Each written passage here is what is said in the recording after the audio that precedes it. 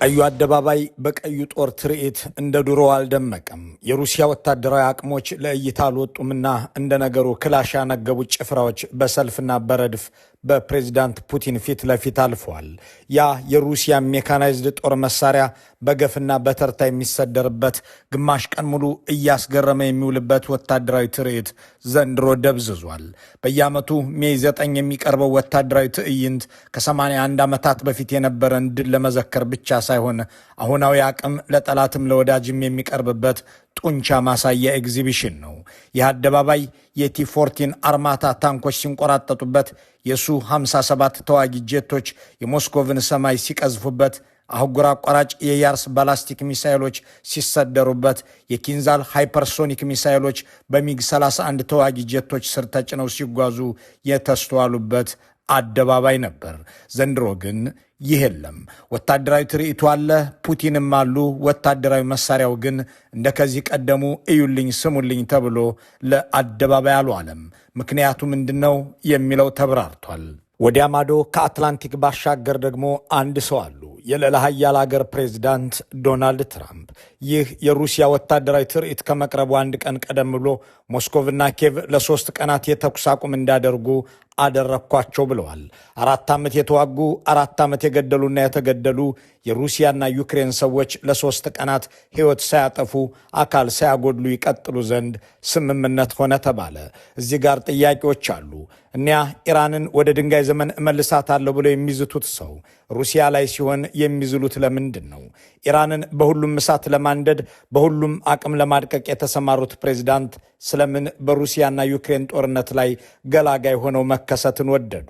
ሩሲያ ዩክሬንን ከወረረች በኋላ ቢሊዮን ዶላሮችን የከሰከሰችውን አገር ለመምራት ወደ ስልጣን የተመለሱት ትራምፕ ይህንን ያደረገውን የአሜሪካ አስተዳደር ያ እንቅልፋም ባይደን ገንዘባችንን ጨረሰው ብለው ያጣጥሉታል።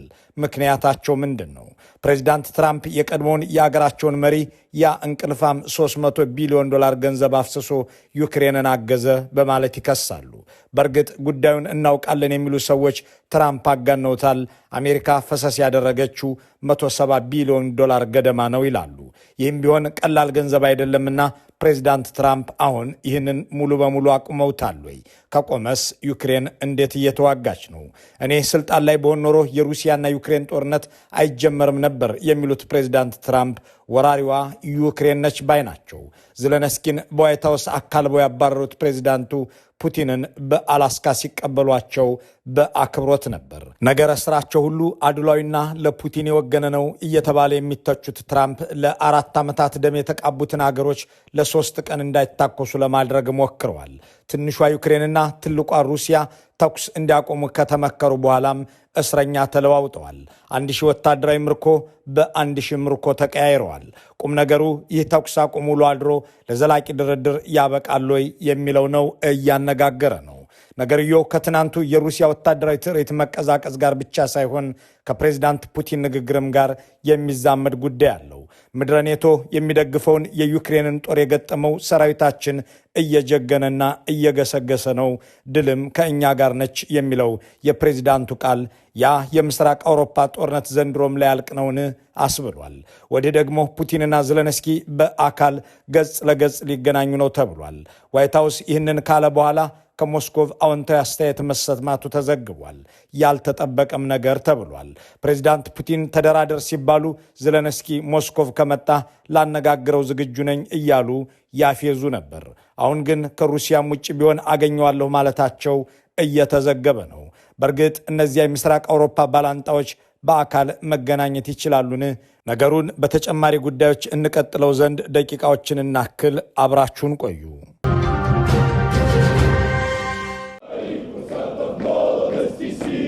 In Moscow, they're practicing. ሩሲያ ሶቪየት ህብረት የሚል ስም በነበራት ዘመን እነ ዩክሬን ክልላዊ ግዛቶቿ ነበሩ። ያኔ በጠቅላላ 15 ክልላዊ ፌዴሬሽኖችን ያዋቀረች ሀገር ሆና ከሁሉም ክልላዊ ግዛቶች በተውጣጣ ሰውና ሀብት የጀርመንን ወረራ መክታ ናዚን ድል ነስታለች። በዚያ በሁለተኛው ዓለም ጦርነት ከየትኛውም የዓለም ህዝብ በላቀ ሁኔታ 27 ሚሊዮን ህዝብ ያለቀውም ከሶቪየት ህብረት ነው። ያ ጦርነት ሲካሄድ ሩሲያ አንድ የፌዴሬሽኑ አካል እንጂ ራሷን የቻለች ሀገር አልነበረችም። ሶቪየት ህብረት በሚል የጋራ ስም የሰበሰበቻቸው ግዛቶች በጋራ ያመጡትን ድል ዛሬ በኩራት የምታከብረው ሩሲያ ብቻዋን ነው። ያንን ጸረ ናዚ ጦርነት የመሩት ዋናዎቹ ሰዎች ኦዲት ቢደረጉ ሩሲያዊ አይደሉም። ለአብነት መሪው ጆሴፍ ስታሊን ራሱ ዛሬ ሀገረ ጆርጂያ የሆነችው ያኔዋ የጆርጂያ ግዛት ተወላጅ ነበር። ኮንስታንቲን ሮኮሶቭስኪ የተባለው ወታደራዊ ሊቅ በሞስኮ ጦርነትና በሌኒንግራድ ድል ወሳኝ ሚና የተጫወተው ኮማንደር አባቱ ፖላንዳዊ እናቱ ቤላሩሳዊት ናቸው። ይህ አዛዥ ዛሬ እነ ፑቲን በየዓመቱ የሚደግሱትን የድል በዓል በ1945 በሞስኮ ቀዩ አደባባይ ላይ አስደናቂ ትርኢት በማሳየት የጀመረ እሱ ነው። በጦርነቱ መጀመሪያ አካባቢ የመከላከያ ሚኒስትር የነበረውና ከፍተኛ ወታደራዊ መኮንን ሆኖ በብዙ አውደ ውጊያዎች የሂትለርንና የናዚን ኃይሎች የተፋለመው ቲሞሼንኮ ዩክሬናዊ ነበር። እንዲህ ያሉ የህብረቱ ሰዎች ያሳኩት ድል ዛሬ የሩሲያ ብቻ ሆኖ ከሶቪየት ወጥተው አገር የመሰረቱትን የነ ቲሞሼንኮን የትውልድ አገር እነ ዩክሬንን ለማስፈራራትም ጭምር የሞራል ስንቅ ሆኖ ቀርቷል። ዩክሬንን እየተዋጉ ያሉት ፕሬዝዳንት ፑቲንም ያ የሁለተኛው ዓለም ጦርነት ድል የዛሬው ጸረ ዩክሬን ዘመቻችን የታሪክ ደጀን ነው በማለት በጋራ በመጣው ስኬት እነ ቲሞሼንኮን ተፋልመው ባስመዘገቡት ድል ራሳቸው ዩክሬኖችን እያስፈራሩበት ነው። ትናንት በተከበረው ከወትሮው ያነሰም ድምቀት ያለው ነው በተባለው በዓል ላይም ይህንኑ አሉ። The great feat of the generation of World War II victors. የአሸናፊው ትውልድ ታላቅ ድል ታላቅ ገድል ዛሬ ልዩ ወታደራዊ ዘመቻ ውስጥ ተልኳችን እየተወጡ ላሉ ተዋጊዎቻችን የመነሻ ሞራልን ይሰጣል። ዘንድሮም ቢሆን ድሉ የኛ ነው። As the fighters of the special military operation, በኃያሏ ሶቪየት ዩኒየን በኩል የተገኘን ድል ሩሲያ ብቻ የምትዘክረው ሆኖ የቀረው ክልላዊ የፌዴሬሽኑ አባላት በደል ተፈጽሞብናል፣ ጦርነቱ ከጀርመን ወረራ ወደ ሩሲያ ጭቆና የተሸጋገርንበት እንጂ የድልና የነጻነት አይደለም ብለው ማመናቸው እንደሆነ ተጽፏል። እንደ ኢስቶኒያ፣ ላትቪያና ፖላንድ ላሉ ሀገራት የናዚ መውጣት ማለት ነጻነት አይደለም፣ ይልቁንም የናዚ ወረራ በሶቪየት ወረራ ተተካ ብለው እንዲያምኑ ያደረጋቸው ነው። ይህ የድል በዓል በየዓመቱ ሲከበር ወታደራዊ ትርኢት ብቻ ሆኖ የሚያልፍም አይደለም። ሩሲያ ምዕራባውያንን በጦር መሳሪያ እንደምትበልጣቸው በወታደራዊ አቅምም እንደምትገዳደራቸው ለማስተዋወቅ የምትጠቀምበትም አጋጣሚ ነው። ለንግድ የሚሆኑ ታንኮችና ጄቶችም ሸማች ይመለከታቸው ዘንድ በዚህ ዕለት ሲበሩና ሲርመሰመሱ ይስተዋላሉ። በዘንድሮ በዓል ላይ ይህ ነገር እንደተለመደ ሆኖ አልተከሰተም። የሩሲያ መንግስት ባለስልጣናት እንዳምናና ታቻምነው እንደ ድሮውና ወትሮው የሜካናይዝድና አየር ኃይሎቻቸው ባህር ኃይሎችና ሚሳኤሎቻቸው ያልተገኙበት ምክንያት ተጠይቀው የሰጡት አስተያየት የተለያየ ነው። አንድ ከቢቢሲ የተጠየቁ የፓርላማ አባል ታንኮቻችንና ጄቶቻችንማ በጦር ግንባር ላይ ናቸው፣ እዚህ ለምን እንዲታዩ ፈለግህ ብለው አሹፈውበታል። ብዙዎቹ መገናኛ ብዙሃን ደግሞ የበዛ ትጥቅ በዘንድሮ ትርኢት ላይ ያልቀረበው ዩክሬን ተፈርታ ነው ይላሉ። የዜሌንስኪ መንግስት በሩሲያ ውስጥ ድረስ ዘልቆ እስከ ሞስኮቭ ደርሶም የሚያካሄደው የድሮን ድብደባ እየጨመረ በመምጣቱ የዘንድሮ ትርኢትም በእነዚሁ ሰው አልባ በራሪዎች ኢላማ እንዳይሆን ተብሎ ለአደባባይ የሚውሉ መሳሪያዎች እንዲቀሩ ተደርጓል ሲሉ የጸጥታ ጉዳዮችን የሚያትቱ ጸሐፊዎች ዘግበዋል። በዚህ ሳምንት ከክሬምሊን ቤተ መንግስት ከፕሬዝዳንት ፑቲን ጽሕፈት ቤት 4 ማይል ርቀት ላይ በመሃል ሞስኮ የሚገኝን ህንፃ የደበደቡት የዩክሬን ድሮኖች የዘንድሮው የሩሲያ ወታደራዊ ትርኢት ይቀዘቅዝ ዘንድ ምክንያት ሆነዋል የሚለው ብዙዎችን የሚያስማማ ሆኗል። እንዲያም ሆኖ ይህ 81ኛ ዓመት የድል በዓል ሊዘከር አንድ ቀን ሲቀረው የአሜሪካው ፕሬዝዳንት ዩክሬንንና ሩሲያን ለ3 ቀናት እንዳይተኳኮሱ አድርጌያለሁ ብለዋል። በሞስኮቭ አደባባይ ላይ ሰራዊታቸውን ለትዕይንት ያስወጡት ፕሬዝዳንት ፑቲን ምንም እንኳን ስለ ተኩስ አቁሙ እዚህ ግባ የሚባል ፍንጭ ባይሰጡም የኔቶ ሀገራት ደግፈውት የሚዋጋንን አካል እየተፋለምን ነው በማለት አሁንም ጦርነት ላይ መሆናቸውን ገልጸዋል። They are resisting an aggressive force supported by the entire NATO bloc. ወታደሮቻችን በመላው የኔቶ ቡድን እንዲታጠቅ የተደረገውን ጠላት እየተፋለሙ ነው። ጀግኖቻችን ወደፊት እየገሰገሱ ነው። They are moving forward. አሜሪካውያን በ20ኛው ክፍለ ዘመን አጋማሽ ላይ የኖረ ክሊንተን ሮዚተር የሚባል ታዋቂ የፖለቲካ ሳይንቲስት ነበራቸው። ይህ ሰው ፓርቲስ ኤንድ ፖለቲክስ ኢን አሜሪካ በተባለው መጽሐፍ ውስጥ ያሰፈረው አንድ ተጠቃሽ አባባል አለው። ኖ አሜሪካ ዊዛውት ዲሞክራሲ፣ ኖ ዲሞክራሲ ዊዛውት ፖለቲክስ፣ ኖ ፖለቲክስ ዊዛውት ፓርቲስ ይላል። ዝነኛው ሐረግ። አሜሪካን ያለ ዲሞክራሲ፣ ዲሞክራሲንም ያለ ፖለቲካ፣ ፖለቲካን ያለ ፓርቲዎች ማሰብ አይቻልም እያለ ነው። ፋሪድ ዘካሪያ ይህንን ሐሳብ ተንተርሶ ሲጽፍ ያለ ፓርቲዎች የሚሰራ ፖለቲካ ካለ እሱ የግለሰቦች መጫወቻና የአምባገነኖች መዝለያ ነው ይላል። ጉዳዩን ወደ ሩሲያ ይወስደውና ፑቲን በሩሲያ ሰማይ ስር ፓርቲም ፖለቲካም ዲሞክራሲም እሳቸው ናቸው ሲል ይጨምራል። በዚያች ምስራቅ አውሮፓዊት ሀገር ላለፉት 3 አስርታት ሀያል ሆነው የተከሰቱ ፕሬዚዳንት የአካባቢውን ሰላምና ጦርነት ዲሞክራሲና አምባገነንነት ብቻ ሳይሆን የዓለምን የኃይል አስተላለፍም የሚበይኑ ሆነዋል። ዩክሬንን ወረው ጦርነት ከጀመሩ ጊዜ አንስቶ ዓለምን በምስራቅና ምዕራብ ቋንቋ ለሁለት የከፈሉ ሆነው ድፍን አውሮፓንና አሜሪካን በአንድ ወገን አድርገው ከመወያያው ሰገነት ላይ አሉ።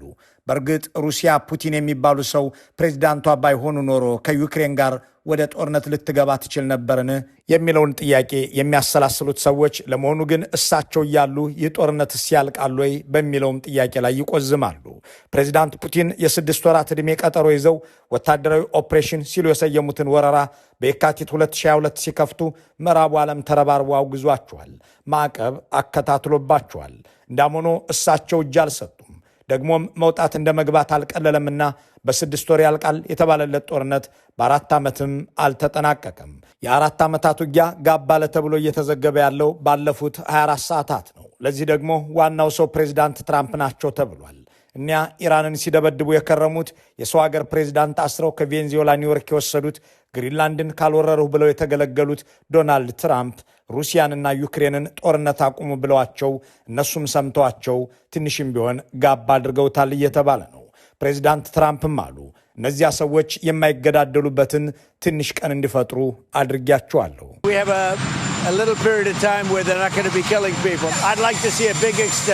የሶስቱን ቀን የተኩስ ማቆሚያ ስምምነት ሁለቱም ሀገሮች እስረኛ ለመቀየሪያ ተጠቅመውበታል። ዩክሬን 1000 ሩሲያዊ ወታደር ስትለቅ ሩሲያም 1000 ዩክሬናዊ ምርኮ ወደ አገሩ መልሳለች። እንዳም ሆኖ የተኩስ አቁሙ አልተከበረም በሚል አንዱ ሌላውን መክሰሱ አልቀረም። ዩክሬን የወራሪው የሩሲያ ጦር ተኩስና አቁም ከተባባልን በኋላ 51 ጊዜ ጥቃት ሰንዝሮብኛል ስትል፣ ሩሲያ ደግሞ የድሮን ጥቃት እንደተፈጸመባትና ትንኮሳው እንዳልቆመ ገልጻለች። ይህንን የማድረግ ችሎታ አለኝ፣ ጦርነትን አስቆማለሁ የሚሉት ፕሬዚዳንት ትራምፕ ገና ወደ ስልጣን እንደመጡ ጦርነት ይቁም ይሉ ነበር። ፕሬዚዳንት ትራምፕ ጦርነቱ እንዴት ይቁም ሲባሉ ደግሞ ሁሉም የያዘውን ይዞ ባለበት ይርጋ የሚሉ ነበሩ። ይህም ማለት ሩሲያ በወረራ የያዘችውን የዩክሬን ግዛት እንደጠቀለለች ተጨማሪ ለመውሰድ ማሰቧንም ትታ ዩክሬንም ለማስለቀቅ ከመሞከር ተቆጥባ ተጨማሪ እንዳይወሰድባት ተስማምታ ጦርነት ይቁም ባይነበሩ። ይህ እንኳን ዩክሬናውያን ሩሲያዎቹም ያልተቀበሉት የሰላም አማራጭ ነበር። እሳቸውም ለዩክሬን አሜሪካ ስታደርገው የነበረውን ድጋፍ ሁሉ አስቀራለሁ ብለው ዘለንስኪን አስደነገጧቸው። የፕሬዚዳንት ትራምፕ ትኩረትም ምስራቅ አውሮፓ ሳይሆን መካከለኛው ምስራቅ ሆነ። ሩሲያን ትተዋት ኢራን ላይ አተኮሩ። ለዚህ ብዙ ምክንያቶች ይነገራሉ። ፕሬዚዳንት ትራምፕ የጆ ባይደንን ፖሊሲዎችና ተግባራት ሁሉ መቀልበስ ዋና የውጭ ግንኙነታቸው ማንጸሪያ ሆኖ ዩክሬን በገንዘቧ የምትገዛው መሳሪያ ካልሆነ በቀር በአካውንቷ የሚላክላት ገንዘብ እንዳይኖር አድርገዋል። ዩክሬን የአሜሪካን እገዛ ማግኘት ከፈለገች የማዕድን ሀብቷን አሳልፋ ትስጠን፣ እኛ አሜሪካን መልሰን ታላቅ ልናረግ የመጣነን፣ እስከዛሬ የተደረገላትን ድጋፍም በማዕድን መልክ ትመልስ አሉ። እናም በድጋሚ ወደ ዋይት ሃውስ ከተመለሱ በኋላ ምንም አይነት አዲስ ድጋፍ ከአሜሪካ ዩክሬን አላገኘችም። እንዲሁም ቁሳዊ ድጋፏን ለመቀነስ እርምጃዎችን ወስደዋል። የፓትሪዮት ሚሳኤሎችን ጨምሮ ሌሎች መሳሪያዎች ለዩክሬን እንዲሸጡ የፈቀዱ ቢሆንም ለነዚህ የጦር መሳሪያዎች ክፍያ የሚፈጽሙት የኔቶ አባል ሀገሮች እንደሆኑ አድርገዋል። የአሁኑ አስተዳደር ከቀደመው ጋር ሲነጻጸር በሩሲያ ላይ የጣለው ማዕቀብም አነስተኛ ነው። ሆኖም እንደ አውሮፓውያን አቆጣጠር በ2025 ማገባደጃ ላይ አንዳንድ የነዳጅ ኩባንያዎችን ኢላማ ያደረገ ማዕቀብ በሩሲያ ላይ ተጥሏል። ይህ ጦርነት የአውሮፓ ሀገራትን የደህንነት ጉዳይ የሚመለከት ነው ብለው የሚያምኑት ፕሬዚዳንት ትራምፕ አሜሪካ ቀጥተኛ ጥቅም በማታገኝበት ዘመቻ ውስጥ ገብታ የሌሎች ሀገሮችን ደህንነት ለመጠበቅ ገንዘብና ሰው አትመድብም ብለው በይፋ ነግረዋቸዋል። ይህ ሁሉ ለሩሲያ የተመቸ ከመሆኑን ባሻገር ለዩክሬን ዱብዳ ሆኖ ዓመት አልፎታል። የፕሬዚዳንት ትራምፕ አስተዳደር ወደ ስልጣን ከተመለሰ በኋላ ለዩክሬን $1 በእርዳታ እንዳይሰጥ ያደረገ ሲሆን ለእስራኤል ግን $12 ቢሊዮን ወጪ አድርጓል። ይህንን የፖሊሲ ለውጥ ያካሄዱት ዶናልድ ትራምፕ ሩሲያና ዩክሬን መደራደር አለባቸው ወይም በሳቸው ቋንቋ ዲል ማድረግ አለባቸው። ሁለቱም ተፋላሚ ፕሬዝዳንቶች ለመነጋገር ዝግጁ መሆናቸውም ነግረዋቸው ነበር። ይሁን እንጂ የፑቲን ቅድመ ሁኔታ የከፋ ሆነ። ዘለንስኪ ወደ ሩሲያ ከመጣ ነው የምንነጋገረው ብለው ጠበቁ። አሁን ፑቲን የአቋም ለውጥ አድርገዋል። እናም ከፈለገ በሩሲያ ካልሆነም በየትኛውም የዓለም ክፍል ሄጄ ላገኘው ዝግጁ ነኝ ብለዋል። ይህንንም የተደራደሩ ጥያቄ ይዘው ክሬምሊን ለተገኙት የስሎቫኪያው ጠቅላይ ሚኒስትር ነግረዋቸዋል። I do not propose this meeting. እንገናኝ የሚለውን ሐሳብ እኔ አላቀረብኩትም። ነገር ግን ያኛው ወገን ካቀረበው እባካችሁ ይምጣ፣ መገናኘት የሚፈልግ ማንኛውም ሰው ወደ ሞስኮ ይምጣ ማለት ፈልጋለሁ። እንገናኛለን። በሶስተኛ ሀገርም መገናኘት ይቻላል። ነገር ግን ይህ ሊሆን የሚችለው ለረጅም ዘመን ታስቦ የተዘጋጀ የመጨረሻ የሰላም ስምምነት ላይ ለመድረስ ከተፈለገ ብቻ ነው። Which should be calculated for a long historical perspective. To participate in this event, ፑቲንና ዘለንስኪን ለማገናኘት ሲሞከር ይህ የመጀመሪያው አይደለም። የሞስኮቭ ሰዎች ሰበብ እየፈለጉ ሲያዘገዩት ቢቆዩም ፕሬዚዳንት ትራምፕ ወደ ስልጣን ከመጡ በኋላም በተለያዩ ጊዜያት ቃል ተገብቶ ነበር። አሁንም ዋይት ሃውስ በሰጠው መግለጫ የሩሲያና ዩክሬን መሪዎች ገጽ ለገጽ ተገናኝተው ለፈጠሩት ጦርነት እልባት ይሰጡታል ብሏል። የት ሀገር ነው የሚገናኙት፣ በማን አደራዳሪነት የሚለውን ግን ቁልጭ አድርጎ አላስቀመጠም። ለሁለቱም ሀገሮች ተደራዳሪዎችና መሪዎች ግን የደህንነት ዋስትና እኛ እንሰጣለን ብሏል። ዋሽንግተን ፖስት ደግሞ ፑቲንና ዘለንስኪ ሲገናኙ ትራምፕም ይገኛሉ፣ ይህንን ሰምቻለሁ፣ አገሩም ሃንጋሪ በቡዳፔስት ከተማ ነው ብሏል። ስለ ጉዳዩ የተጠየቀው የፕሬዝዳንት ፑቲን ጽሕፈት ቤት ዶናልድ ትራምፕ ችግሩ ይፈታ ዘንድ ጥረት እያደረጉ ነው በማለት አጭር ምላሽ ከመስጠት በዘለለ አላብራራውም። እስካሁን በተካሄደው ጦርነት 20 በመቶ የዩክሬን ግዛት በሩሲያ ጦር የተያዘ ሲሆን ከቅርብ ጊዜ ወዲህ ደግሞ በርካታ አካባቢዎችን የሞስኮቭ ሰራዊት እየተነጠቀ መሆኑ እየተዘገበ ነው። ሀገር በቀሎቹ የዩክሬን ድሮኖችም እስከ 1600 ኪሎ ሜትር ድረስ ወደ ውስጥ በመግባት የሩሲያን ኢላማዎች እየደበደቡ መሆኑ አዲስ ለውጥ ተብሏል። በተለይም የሩሲያ የነዳጅ ማውጫና ማጣሪያ ማዕከላትን በማጥቃት ረገድ የዘለንስኪ ድሮኖች ድል ቀንቷቸዋል በሚል ሲዘገብ ከርሟል። መልካሙን ሁሉ በመመኘት በዚሁ እንሰናበታለን።